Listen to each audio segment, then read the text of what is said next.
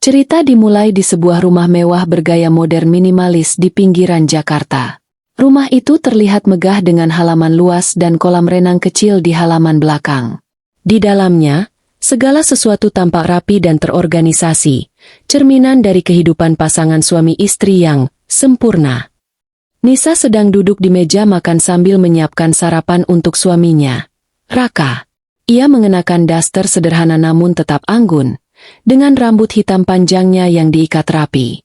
Nisa tersenyum tipis saat menata roti panggang, salad buah, dan secangkir kopi hitam di atas meja, menu favorit Raka. Namun, ada sesuatu yang berbeda hari ini. Wajah Nisa tampak lebih pucat dari biasanya, dan tangannya sesekali gemetar saat menuangkan jus jeruk ke dalam gelas. Ia mencoba menyembunyikan lelahnya dengan senyum, tetapi matanya berkata lain. Saat Raka masuk ruang makan, ia hanya melirik sekilas ke arah Nisa tanpa menyapa. Ia mengenakan setelan jas mahal dengan dasi longgar, tanda bahwa ia baru saja bangun tidur dan sudah bersiap untuk pergi ke kantor. Raka, dengan nada datar, "Kamu belum siap sarapan? Aku sudah telat." Nisa tersenyum lembut, meski ada sedikit kekecewaan di matanya. "Maaf, aku baru selesai. Silakan duduk.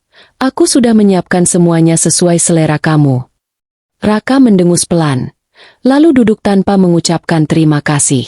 Ia mulai makan dengan cepat, sementara Nisa hanya duduk di sampingnya, diam-diam mengamati ekspresi suaminya. Nisa berusaha memulai percakapan. "Apa kamu punya rapat penting hari ini? Kamu terlihat begitu sibuk akhir-akhir ini." Raka tanpa menoleh, "Bukan urusanmu. Jangan banyak tanya soal pekerjaanku." Nisa terdiam. Senyumnya memudar, dan ia menundukkan kepala. Suasana menjadi canggung. Hanya terdengar suara sendok dan garpu yang beradu dengan piring. Setelah menyelesaikan sarapannya, Raka berdiri tanpa membereskan mejanya. Ia mengambil tas kerja dan berjalan menuju pintu depan. Saat Nisa berusaha menghampirinya untuk mengucapkan salam, Raka malah berbicara dengan nada dingin. "Raka, aku mungkin pulang larut malam lagi. Jangan tunggu aku." Nisa hanya bisa mengangguk pelan. Setelah Raka pergi, ia kembali ke meja makan, menatap piring kosong yang ditinggalkan suaminya. Ada rasa kesepian yang mendalam di matanya. Setelah beberapa saat termenung, Nisa membersihkan meja makan dan mulai merapikan dapur. Meskipun tubuhnya terlihat lemah, ia tetap berusaha menjaga rumah tetap teratur. Namun, kali ini ia merasa ada yang salah dengan dirinya. Nisa berdiri di depan cermin di kamar mandi. Ia menyentuh wajahnya yang pucat dan memperhatikan lingkaran hitam di bawah matanya. Tubuhnya terasa lemas, dan kadang-kadang ia merasa sulit bernapas. Monolog Nisa. "Apa yang terjadi padaku? Kenapa aku merasa semakin lemah setiap hari? Apakah aku sakit? Atau, apakah ini karena dia?" Ia mencoba menepis pikiran negatif tentang Raka, tetapi rasa curiga mulai muncul di benaknya. Ia ingat bagaimana Raka semakin jarang pulang ke rumah, sering tidak menjawab teleponnya, dan bahkan tidak peduli ketika ia mencoba berbicara dengannya. Nisa memutuskan untuk pergi ke dokter untuk memeriksakan kondisinya. Saat ia duduk di kursi mobil, ia membuka notifikasi pesan di ponselnya. Ada satu pesan dari Laras, sahabat baiknya. "Laras, Nis, kamu baik-baik saja? Sudah lama kita nggak ngobrol. Kalau butuh cerita atau bantuan, aku selalu ada ya." Nisa tersenyum tipis, tetapi matanya berkaca-kaca. Ia membalas singkat, "Terima kasih, Lar. Aku baik-baik saja." Namun, dalam hati, ia tahu bahwa kehidupannya tidak seindah yang terlihat. Beberapa hari setelah kunjungan ke dokter, suasana di rumah semakin tegang. Nisa masih berusaha menjalani rutinitas harian seperti biasa, tetapi kondisi fisiknya semakin memburuk. Di sisi lain, Raka semakin jarang pulang ke rumah, meninggalkan Nisa sendirian dengan segala pikiran negatifnya. Nisa duduk di ruang tamu dengan secangkir teh hangat di tangannya. Ia tampak lelah, tetapi matanya penuh ketegangan. Di meja kecil di depannya, ada sebuah amplop putih berisi hasil pemeriksaan medis dari rumah sakit. Ia belum membukanya, entah karena takut atau tidak siap menghadapi apa yang mungkin tertulis di dalamnya. Saat ia hendak meraih amplop itu, ponselnya berdering. Panggilan masuk dari nomor Raka. Nisa segera mengangkat telepon dengan harapan suaminya akan pulang malam ini. "Halo, Kak. Apa kamu sudah selesai kerja? Aku sudah menyiapkan makan malam. Aku tidak pulang malam ini. Ada rapat penting di luar kota. Jangan tunggu aku." Tanpa menunggu jawaban Nisa, Raka langsung memutus panggilan. Nisa menatap layar ponselnya dengan mata berkaca-kaca. Ia meremas amplop hasil medis di tangannya tanpa sadar. Setelah beberapa saat termenung, Nisa akhirnya membuka amplop itu. Matanya menyapu hasil pemeriksaan dengan cepat, dan wajahnya langsung pucat. Dokter mendiagnosis bahwa ia menderita penyakit autoimun yang serius. Penyakit yang bisa memengaruhi sistem imun tubuhnya jika tidak ditangani dengan baik. Ini tidak mungkin. Kenapa harus sekarang? Kenapa harus saat aku merasa begitu lemah? Tidak hanya secara fisik, tapi juga hatiku. Ia mencoba menahan air mata, tetapi rasa takut dan kesepian membuatnya tidak kuat lagi. Ia menangis pelan, merasa seolah-olah dunia sedang runtuh di sekelilingnya. Esok harinya, Nisa memutuskan untuk menghubungi Laras. Mereka bertemu di sebuah kafe kecil di pusat kota. Laras, yang selalu perhatian, langsung menyadari ada sesuatu yang salah dengan sahabatnya. Laras mengamati wajah Nisa. "Nis, kamu terlihat sangat lelah. Apa yang terjadi? Kamu bisa cerita padaku?" Nisa menundukkan kepala, ragu apakah ia harus mengungkapkan semua yang ia rasakan. Namun, melihat tatapan penuh kasih sayang dari Laras, ia akhirnya membuka diri. "Nisa," suara bergetar.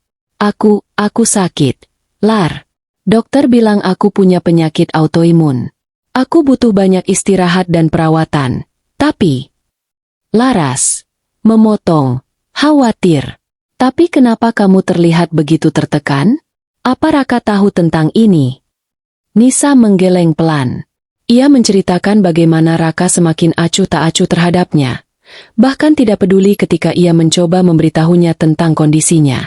"Nisa, aku mencoba berbicara dengannya kemarin, tapi dia hanya berkata, 'Aku sedang sibuk, Nisa. Urus saja sendiri.' Rasanya seperti aku bukan bagian dari hidupnya lagi." Laras mendesah, marah mendengar perlakuan Raka. "Laras, Nis, kamu tidak bisa terus begini. Kamu harus memikirkan dirimu sendiri. Kalau dia tidak peduli, kenapa kamu harus tetap tinggal di situasi seperti ini?" Nisa diam sejenak, lalu berkata pelan, "Aku tidak tahu, Lar. Aku hanya ingin mempertahankan rumah tangga ini. Tapi semakin lama, semakin sulit." Di akhir pertemuan mereka, Laras memberikan ide kepada Nisa untuk menyelidiki lebih dalam tentang kehidupan Raka. Laras curiga bahwa sikap dingin Raka bukan hanya karena pekerjaan.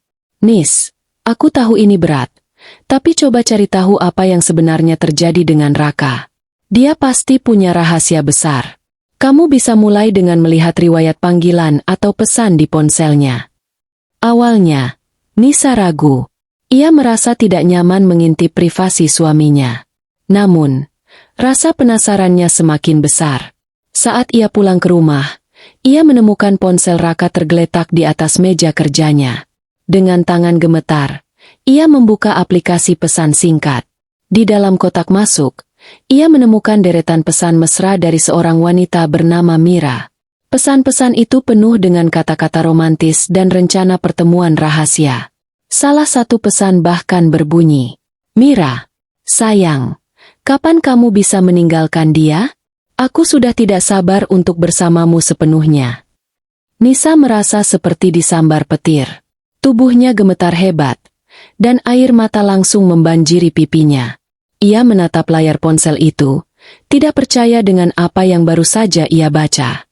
Di tengah malam, Nisa duduk di tepi tempat tidur, memegang ponsel Raka erat-erat. Pikirannya dipenuhi oleh kebingungan, kemarahan, dan rasa sakit yang mendalam. Ia tahu bahwa hubungannya dengan Raka tidak akan pernah sama lagi. Jadi, Inilah alasannya? Kamu memilih orang lain saat aku berjuang melawan penyakit ini? Apakah aku benar-benar tidak berarti apa-apa bagimu? Di kegelapan malam, Nisa memutuskan bahwa ia tidak akan lagi diam. Ia harus mencari cara untuk melindungi dirinya sendiri, dan mungkin membalas perlakuan buruk Raka. Beberapa hari setelah penemuan pesan mesra Raka dengan Mira, suasana di rumah semakin tegang. Nisa mencoba menahan diri untuk tidak meledakkan emosinya, tetapi ia merasa seperti sedang duduk di atas bom waktu. Ia tahu bahwa ia harus menghadapi Raka, dan mungkin Mira, untuk mendapatkan jawaban. Nisa duduk di ruang tamu, menatap kosong ke arah pintu depan. Ia sudah menyiapkan segala sesuatunya untuk menghadapi Raka malam ini. Di tangannya, ia memegang printout percakapan mesra antara Raka dan Mira. Hatinya dipenuhi oleh kemarahan, rasa sakit, dan secercah keberanian yang belum pernah ia rasakan sebelumnya. Saat jam menunjukkan pukul 10 malam, Raka akhirnya pulang ke rumah. Ia masuk dengan langkah santai, membawa aroma alkohol yang menyengat. Raka terlihat lengah, tidak menyadari bahwa Nisa sudah menunggunya dengan tatapan dingin. "Nisa, masih bangun? Aku lelah. Aku mau tidur." "Tidak, Kak. Kita harus bicara sekarang." Raka berhenti melangkah. Ia menoleh dan melihat ekspresi Nisa yang tidak biasa. Wajahnya penuh kemarahan dan determinasi. "Apa masalahmu? Kenapa kamu masih menunggu aku?" Nisa berdiri, lalu melemparkan printout percakapan itu ke wajah Raka. "Inilah alasan kenapa kamu semakin jarang pulang ke rumah? Karena kamu sibuk dengan wanita lain." Raka tampak kaget sejenak, tetapi kemudian ia mencoba bersikap tenang. "Dari mana kamu dapatkan ini? Kamu mencuri ponselku." "Aku tidak perlu mencuri apapun untuk tahu betapa brengseknya suamiku. Jadi, inilah alasannya? Kamu meninggalkanku saat aku sakit, hanya untuk berselingkuh dengan sekretarismu."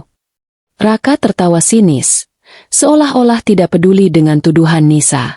"Nisa, kamu terlalu naif. Dunia ini keras. Aku butuh seseorang yang bisa mendukung karierku, bukan seseorang yang hanya bisa membuatku repot." Kata-kata itu seperti pisau yang menusuk hati Nisa. Ia merasakan darahnya mendidih, tetapi ia berusaha tetap tenang. "Jadi, selama ini aku hanya beban bagimu? Apakah semua janji-janji saat kita menikah hanya omong kosong? Cinta saja tidak cukup.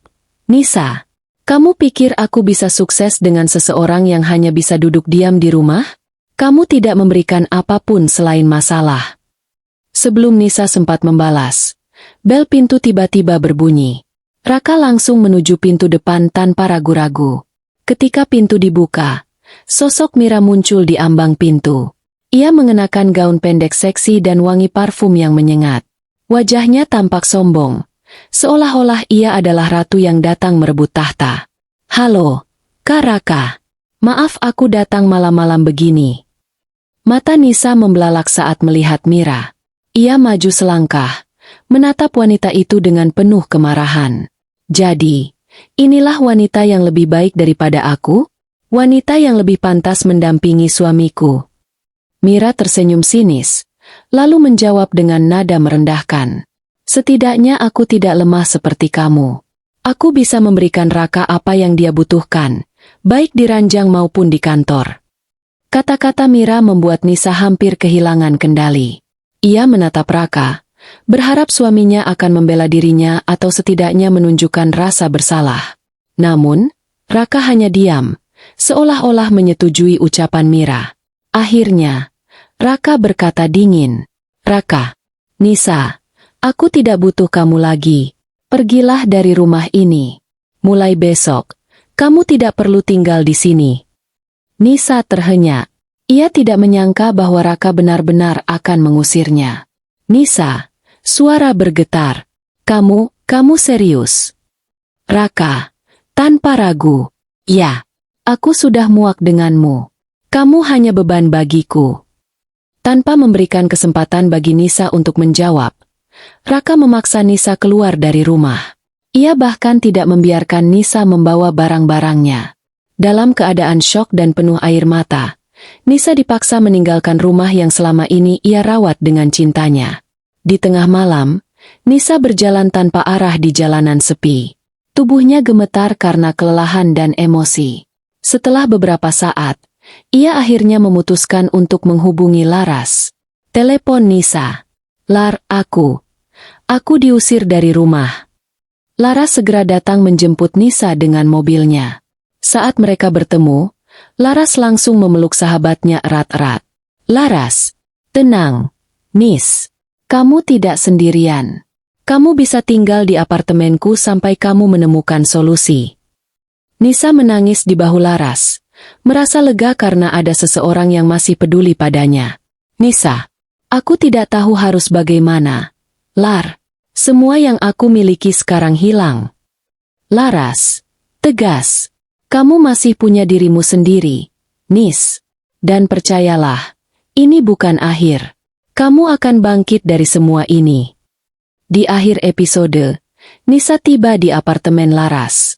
Ia duduk di sofa kecil, menatap kosong keluar jendela. Meskipun tubuhnya lelah, matanya mulai menyala dengan tekad baru. Beberapa hari setelah diusir dari rumah, Nisa tinggal di apartemen kecil milik Laras. Meskipun masih terluka secara emosional, ia mulai menemukan sedikit ketenangan karena dukungan sahabatnya. Namun, rasa marah dan keinginan untuk membalas dendam terus membakar hatinya. Di episode ini, Nisa mulai merencanakan strategi balas dendamnya dengan cermat. Langkah pertama adalah mencari tahu lebih banyak tentang kelemahan Raka dan Mira. Nisa duduk di meja makan kecil di apartemen Laras, menatap layar laptop yang terbuka. Di layar tersebut, ia membaca artikel tentang perusahaan Raka, perusahaan yang telah dibangunnya selama bertahun-tahun. Nisa menyadari bahwa meskipun Raka telah mengusirnya, ia masih memiliki akses ke beberapa informasi penting tentang bisnis suaminya. Laras masuk ke ruangan dengan 2 cangkir teh hangat. Ia meletakkan salah satunya di depan Nisa, lalu duduk di sebelahnya. "Nis, kamu sudah cukup lama melihat itu. Apa yang sedang kamu pikirkan?" "Aku ingin tahu segala sesuatu tentang perusahaannya. Aku yakin ada sesuatu yang bisa aku gunakan untuk membuat dia jatuh." "Kamu serius? Kamu mau melawan Raka dengan cara ini?"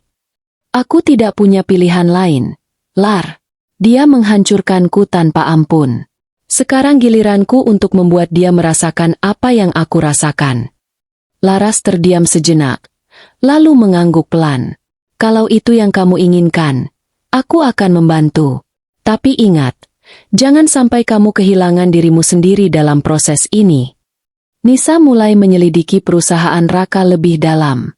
Ia menggunakan jaringan kenalannya, termasuk beberapa teman lama yang bekerja di bidang hukum dan keuangan, untuk mencari informasi rahasia tentang operasi bisnis Raka.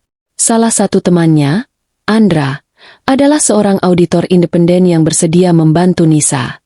Setelah beberapa hari mengumpulkan data, Andra memberikan informasi penting kepada Nisa. "Nisa, aku menemukan sesuatu yang mencurigakan. Ada indikasi bahwa perusahaan Raka melakukan penggelapan pajak besar-besaran. Selain itu, ada transaksi mencurigakan antara Raka dan beberapa rekening pribadi yang tidak tercatat secara resmi." Nisa tersenyum tipis saat mendengar kabar ini. Ini adalah senjata pertamanya untuk melawan Raka. "Terima kasih, Andra. Informasi ini sangat berharga."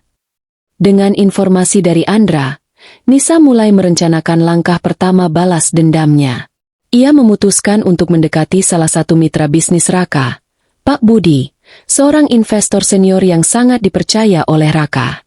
Nisa tahu bahwa jika Pak Budi mengetahui tentang skandal penggelapan pajak, reputasi Raka akan hancur. Namun, untuk mendekati Pak Budi, Nisa membutuhkan alasan yang kuat. Ia memutuskan untuk bergabung dengan sebuah startup milik Andra sebagai konsultan administrasi. Startup ini ternyata memiliki hubungan bisnis dengan perusahaan Raka, sehingga Nisa bisa mendapatkan akses langsung ke lingkaran Raka. Saat Nisa mulai bekerja di startup tersebut, ia tidak sengaja bertemu dengan Mira di sebuah acara networking. Mira tampak sombong seperti biasa, tetapi kali ini Nisa tidak lagi menunjukkan kerapuhan. Ia tersenyum dingin saat Mira mendekatinya. "Apa yang kamu lakukan di sini?" Bukankah kamu seharusnya sudah hilang dari kehidupan Raka? Aku hanya ingin memastikan bahwa orang-orang yang mengkhianati aku mendapatkan apa yang pantas mereka dapatkan. Mira tertawa sinis, tetapi ada sedikit keraguan di matanya. Kamu pikir kamu bisa melawanku? Aku sudah mengambil semuanya darimu. Kita lihat saja nanti. Di akhir episode, Nisa pulang ke apartemen Laras dengan perasaan puas. Ia tahu bahwa ia baru saja memulai langkah pertama dalam rencana balas dendamnya. Saat ia duduk di depan cermin, ia melihat refleksi dirinya yang berbeda, lebih kuat, lebih tegas, dan siap untuk berperang. Beberapa minggu setelah bergabung dengan startup milik Andra, Nisa mulai menunjukkan kemampuannya sebagai konsultan administrasi. Ia bekerja keras, tetapi di balik itu, ia juga mencari cara untuk mendekati mitra bisnis Raka, Pak Budi, serta mengumpulkan lebih banyak informasi tentang skandal perusahaan suaminya. Di episode ini, Nisa menghadapi beberapa rintangan besar, baik dari Mira yang mulai curiga, maupun dari dirinya sendiri yang harus mempertahankan emosi agar tidak terbawa dendam. Nisa duduk di meja kerjanya di kantor startup, menatap layar laptop dengan ekspresi serius. Di layar tersebut, ada dokumen-dokumen rahasia yang ia dapatkan dari salah satu karyawan perusahaan Raka. Ia menemukan bukti kuat tentang transaksi ilegal antara Raka dan sejumlah pihak ketiga. Namun, saat ia sedang fokus membaca dokumen-dokumen tersebut, sebuah notifikasi email masuk ke kotak masuknya. Email tersebut berasal dari Mira. Nisa, aku tahu kamu sedang mencoba sesuatu. Jangan harap kamu bisa menghancurkan apa yang sudah aku bangun bersama Raka. Kamu hanya akan membuat dirimu semakin hancur. Nisa tersenyum tipis setelah membaca email tersebut. Ia menyadari bahwa Mira mulai merasa terancam oleh langkah-langkahnya. Akhirnya, kamu mulai panik, Mira. Tapi ini baru permulaan. Setelah beberapa hari mengumpulkan data, Nisa akhirnya mendapatkan kesempatan untuk bertemu langsung dengan Pak Budi, mitra bisnis senior Raka. Pertemuan ini terjadi di sebuah acara networking formal di hotel mewah. Nisa mengenakan setelan bisnis elegan yang membuatnya tampak percaya diri dan profesional. Saat ia mendekati Pak Budi, ia memperkenalkan dirinya sebagai konsultan dari startup yang bekerja sama dengan perusahaan Raka. Pak Budi, senang sekali bisa bertemu dengan Anda. Saya ingin membahas beberapa hal penting tentang kerjasama kita dengan perusahaan Bapak. Oh, tentu. Silakan, Nona. Nisa. Saya Nisa. Selama percakapan, Nisa secara halus mulai menyinggung tentang beberapa transaksi mencurigakan yang terjadi di perusahaan Raka. Meskipun ia tidak langsung mengungkapkan semua bukti, ia berhasil menanamkan keraguan di benak Pak Budi. Transaksi mencurigakan, ya? Saya akan memeriksa ini lebih lanjut. Terima kasih atas informasi Anda, Nisa. Nisa tersenyum puas saat meninggalkan Pak Budi. Ia tahu bahwa ini adalah awal dari keretakan hubungan antara Pak Budi dan Raka. Di tengah upayanya mendekati Pak Budi, Nisa juga mulai merasakan tekanan dari Mira. Wanita itu mulai aktif mencoba menggagalkan langkah-langkah Nisa. Salah satunya adalah dengan menyebarkan rumor bahwa Nisa adalah mantan istri yang cemburu dan tidak stabil secara emosional. Saat Nisa mendengar rumor tersebut dari salah satu kolega di startup, ia tidak marah. Sebaliknya, ia memanfaatkan situasi ini untuk memperkuat citranya. Jika ada yang mengatakan bahwa saya tidak stabil, silakan tunjukkan hasil kerja saya. Fakta lebih kuat daripada rumor, bukan? Kolega tersebut mengangguk setuju, dan rumor itu pun mulai mereda. Bahkan, beberapa orang mulai menghormati Nisa karena ketenangannya menghadapi tuduhan tersebut. Nisa mendapat kesempatan tak terduga untuk bertemu langsung dengan Raka. Pertemuan ini terjadi di sebuah rapat bisnis antara perusahaan Raka dan startup tempat Nisa bekerja. Saat Nisa masuk ke ruang rapat, Raka langsung terkejut melihat kehadirannya. Ia mencoba tetap tenang, tetapi ada kilatan kemarahan di matanya. Apa yang kamu lakukan di sini? Bukankah aku sudah jelas-jelas mengusirmu dari hidupku? Aku hanya melakukan pekerjaanku. Kak, aku yakin kamu tidak keberatan, kan? Raka menatap Nisa dengan geram, tetapi ia tidak bisa berkata apa-apa karena mereka sedang berada di depan para mitra bisnis. Inilah awal dari kejatuhanmu, Raka. Aku tidak akan berhenti sampai kamu membayar semua yang telah kamu lakukan padaku. Nisa duduk di sebuah ruang rapat besar di gedung startup tempat ia bekerja. Di sekelilingnya, ada para mitra bisnis senior, termasuk Pak Budi, serta jajaran direksi dari perusahaan Raka.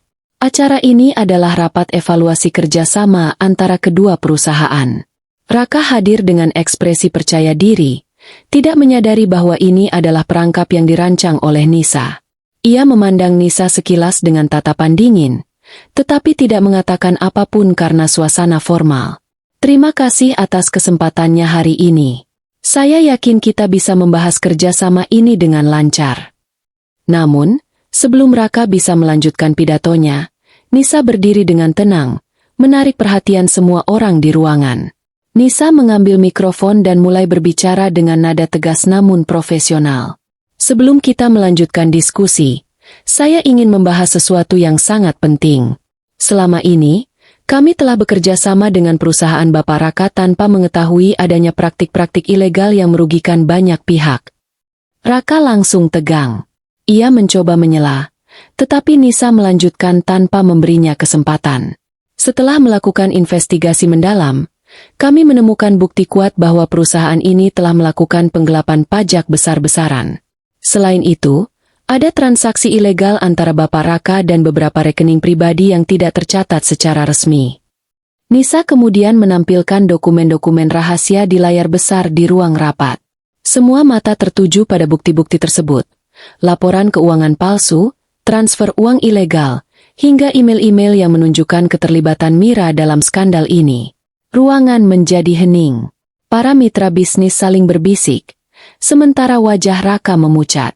Raka akhirnya berdiri, mencoba membela diri dengan suara gemetar. Ini semua fitnah. Dia hanya mantan istriku yang cemburu. Jangan percaya padanya. Namun, Nisa tidak memberinya kesempatan untuk melanjutkan. Ia menunjukkan rekaman percakapan telepon antara Raka dan Mira yang membahas skandal tersebut. Mira, pastikan semua transaksi ini tidak terlacak. Aku tidak mau ada masalah. Suara rekaman itu membuat seluruh ruangan terkejut. Beberapa mitra bisnis bahkan bangkit dari kursi mereka, marah dan kecewa. Bagaimana mungkin aku mempercayai perusahaanmu lagi? Raka, kau sudah mengkhianati kami semua. Di tengah kekacauan, Mira muncul di ruangan dengan panik. Ia mencoba mendekati Raka untuk membantunya, tetapi Nisa sudah menyiapkan senjata terakhirnya. Oh, dan satu hal lagi. Ternyata, Mira juga terlibat dalam skandal ini. Bukan hanya sebagai sekretaris, tapi juga sebagai pelaku utama di balik transaksi ilegal ini. Mira terlihat kaget dan mulai mundur. Namun, salah satu mitra bisnis langsung menahan tangannya. Jangan coba-coba kabur, Bu. Kamu harus bertanggung jawab atas semua ini. Mira menangis histeris, sementara Raka tampak putus asa. Nisa meninggalkan ruangan dengan kepala tegak. Ia berhasil mempermalukan Raka di depan semua orang yang pernah mempercayainya. Saat ia berjalan melewati koridor, ia merasakan campuran emosi, kepuasan, lega, tetapi juga sedikit kesedihan. Akhirnya, kebenaran terungkap. Kamu pikir aku akan diam saja saat kamu menghancurkanku? Sekarang, giliranmu merasakan apa artinya jatuh dari puncak. Namun, meskipun ia berhasil membalas dendam, Nisa menyadari bahwa ini bukan akhir dari perjuangannya. Ia masih harus membangun kembali hidupnya dan menemukan makna baru dalam kehidupannya. Beberapa hari setelah pengungkapan skandal besar di ruang rapat, berita tentang kejatuhan Raka menjadi viral di media. Reputasi perusahaannya hancur, dan para mitra bisnis memutuskan hubungan kerjasama dengan perusahaan tersebut. Raka tidak hanya kehilangan segalanya secara profesional, tetapi juga secara pribadi. Sementara itu, Nisa mulai melihat hasil dari balas dendamnya, tetapi ia juga mulai merasa kosong di dalam hatinya. Nisa duduk di apartemen laras, menonton berita di televisi. Layar menampilkan wawancara eksklusif dengan salah satu mitra bisnis senior yang mengungkapkan rasa kecewa mendalam terhadap Raka. Raka Aditya, pendiri perusahaan terkenal PT Aditya Group, dituduh melakukan penggelapan pajak dan transaksi ilegal bersama sekretarisnya, Mira. Saat ini, polisi sedang melakukan penyelidikan lebih lanjut. Nisa tersenyum tipis saat melihat berita tersebut. Ia tahu bahwa ini adalah hasil dari semua upayanya. Namun, senyum itu tidak bertahan lama. Matanya mulai berkaca-kaca saat ia merenung tentang apa yang telah ia lakukan. Aku sudah berhasil menjatuhkannya. Tapi kenapa aku tidak merasa bahagia? Apakah ini benar-benar sepadan? Sementara itu, Raka dan Mira berada di posisi yang sangat buruk. Raka kehilangan semua asetnya karena penyelidikan keuangan yang intensif. Perusahaannya bangkrut, dan ia dipanggil oleh otoritas pajak untuk memberikan penjelasan. Ia juga ditinggalkan oleh keluarga dan teman-temannya, termasuk Mira, yang mencoba melarikan diri dari tanggung jawab. Mira sendiri ditangkap oleh polisi karena keterlibatannya dalam skandal tersebut. Dalam sebuah adegan singkat, Mira tampak menangis di sel tahanan, menyesali semua yang telah dilakukannya. Kenapa aku ikut campur dalam semua ini? Aku hanya ingin hidup mewah, tapi sekarang, aku kehilangan segalanya. Di sisi lain, Raka tinggal sendirian di sebuah apartemen kecil yang murah. Ia tampak jauh lebih tua dan lelah. Semua kemewahan yang pernah dimilikinya hilang begitu saja. Apa yang telah aku lakukan? Aku pikir aku bisa mendapatkan segalanya dengan cara ini. Tapi ternyata, aku kehilangan semuanya. Setelah beberapa hari merenung, Nisa memutuskan untuk bertemu dengan Laras. Mereka duduk di balkon apartemen, menikmati secangkir teh hangat. Nis, kamu sudah berhasil. Kamu sudah membalas semuanya. Tapi kenapa kamu masih terlihat sedih? Aku tidak tahu, Lar. Aku pikir aku akan merasa lega setelah semua ini. Tapi sekarang, aku hanya merasa kosong. Mungkin aku terlalu fokus pada balas dendam sampai aku lupa apa yang sebenarnya penting. Balas dendam bukan akhir dari segalanya. Nis, sekarang, saatnya kamu membangun kembali hidupmu. Lupakan masa lalu dan fokus pada masa depanmu. Nisa mengangguk pelan. Ia menyadari bahwa meskipun ia telah berhasil membalas dendam, ia tidak bisa terus hidup dalam bayang-bayang masa lalu. Nisa mulai mengambil langkah-langkah kecil untuk membangun kembali hidupnya. Ia memutuskan untuk fokus pada karir barunya di startup tempat ia bekerja. Berkat kecerdasan dan dedikasinya, ia dipromosikan menjadi manajer proyek. Selain itu, Nisa mulai belajar melukis sebagai hobi baru. Ia menemukan ketenangan dalam melukis pemandangan alam, yang membantunya melepaskan semua beban batinnya. Beberapa bulan setelah kejatuhan Raka dan Mira, kehidupan Nisa telah berubah secara drastis. Ia tidak lagi terjebak dalam bayang-bayang masa lalu.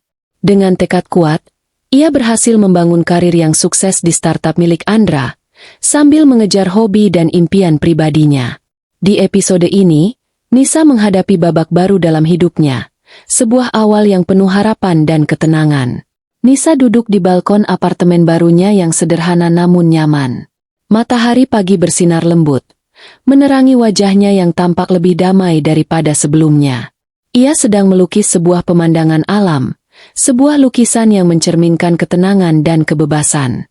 Selesai melukis, ia menatap hasil karyanya dengan senyum tipis. Lukisan itu adalah simbol perjalanan hidupnya, dari kegelapan menuju cahaya.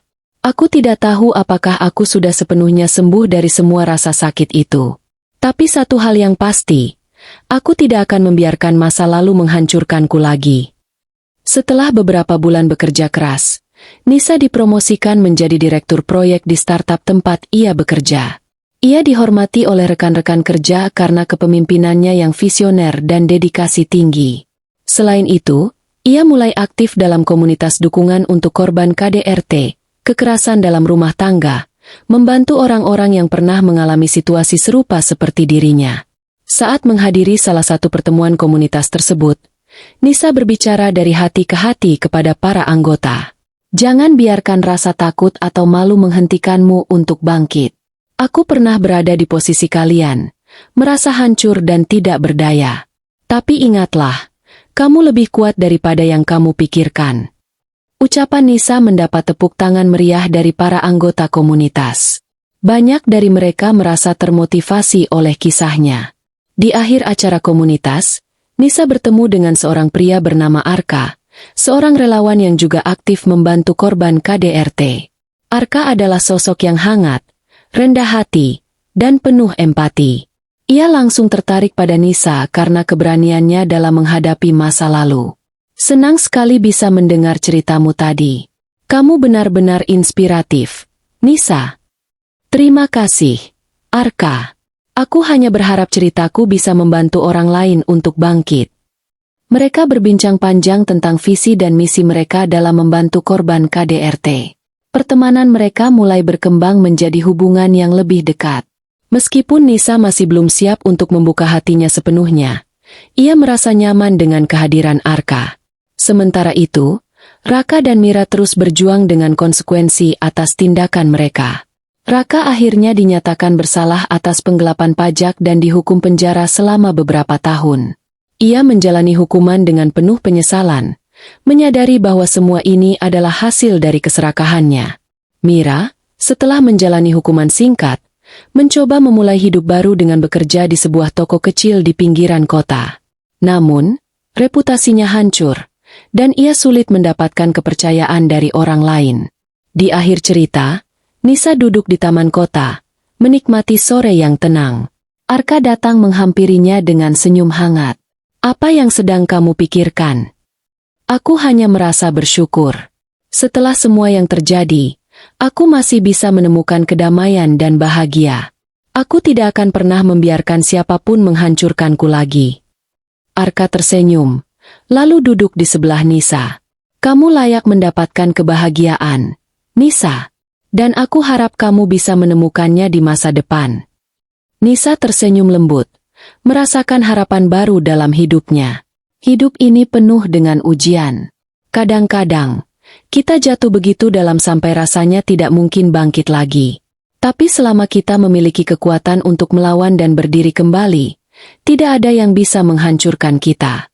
Inilah awal dari kehidupanku yang baru.